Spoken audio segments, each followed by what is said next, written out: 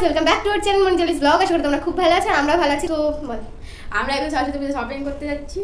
তো কোথায় যাব শপিং করতে না যাব তোমরা তো পুরো ভিডিওটা দেখলেই বুঝতে পারবে। তো চলো লাস্ট পর্যন্ত ভিডিওটা দেখতে থাকো। লাইক, কমেন্ট, শেয়ার এবং সাবস্ক্রাইব অবশ্যই করে দিবেন। তো চলো, এখন বাজে 4:30 আর আমরা এখন বেরিয়ে পড়েছি। তো চলো আবার যেতে কথা হচ্ছে।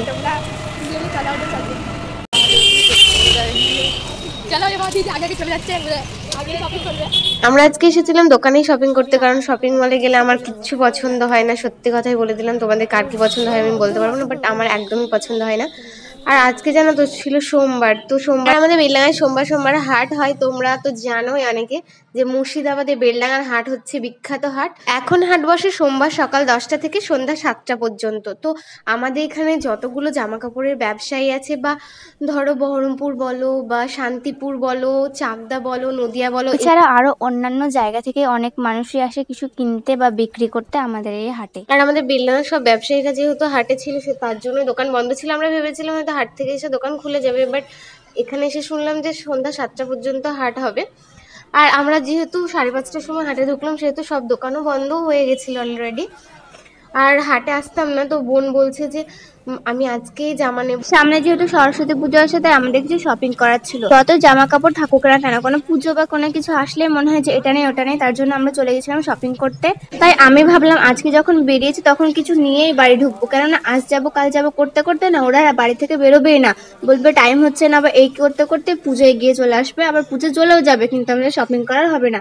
তাই আমি ঠিক করে নিয়েছিলাম যে আজকে আমরা শপিং করে বাড়ি ঢুকবো। আর আমরা যেহেতু সরস্বতী পুজোর শপিং করতে এসেছি, তো সেহেতু তো আমরা ইয়েলো কালারের সব চাইছিলাম, বাট সেরকম কিছু পছন্দ হয়নি। আর কি বলতো, আজকে না আমরা আস্তে আস্তে হাট অর্ধেকই সবাই উঠে গেছিলো, মানে অনেকে উঠতে শুরু করে দিয়েছিল, কারণ আবার যাবে গিয়ে দোকান খুলবে যেহেতু, তার জন্য। তারপর তোমাদের জামাগুলো একটু দেখিয়ে দিলাম। দেখো জামাগুলো কত সুন্দর ছিল, কিন্তু একটাই রিজন, ওরা 1 পিস দেবে না, কারণ এটা যেহেতু পাইকারি হাট, তো তার যাই নেবো 6 পিস করে নিতে হবে। কিন্তু একই জিনিস 6 পিস নিয়ে কি করবো বলো? আমরা যদি 6টা বোন থাকতাম তাহলে হ্যাঁ সবাই মিলে নিতাম, ভালো লাগতো পরে। তো তারপর তোমাদের ব্লাউজগুলো দেখিয়ে দিলাম। সত্যি বলছি ব্লাউজগুলো এত সুন্দর ছিল, কিন্তু ওই যে বললাম না ওরা একটা দেবে না বা দুটো দেবে না, 6 পিসই নিতে হবে, তার জন্য আর নেওয়া হলো না। তারপর তোমাদের হাটের ভিউটা একটু দেখিয়ে দিলাম। তারপর দেখো তোমাদের এই শাড়িটা দেখিয়ে দিলাম, অনেক ভালো লাগছিল, কিন্তু মন চাইছিল নিতে, নিইনি, কারণ আমার পুজোতে পরার মতো একটাও শাড়ি হয়নি। তারপর আমি বললাম ঠিক আছে, শাড়ি যখন হয়নি তখন কোনো জামাই নিয়ে নিই, তার জন্য কুর্তিগুলো একটু দেখছিলাম। তারপরে এই কাকুটাকে দেখছো, এই কাকুটা দিদিকে বলছে তুমি আমার ছবি কেন তুলছো? দিদি বলছে যে কাকু আমি আপনার ছবি তুলিনি, আমি আমার ভ্লগের জন্য ভিডিও করছি। তো কাকুটাকে তারপর যখন বলা হলো যে আপনি কি নাইটি দেবেন 2 পিস বা 4 পিস, বলছে না।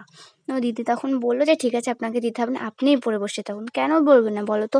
কারণ যেখানেই যাচ্ছি, মানে যে দোকানেই যাচ্ছি, উনি বলছেন যে না 1 পিস হবে না, 2 পিস হবে না, বান্ডেল নিতে হবে।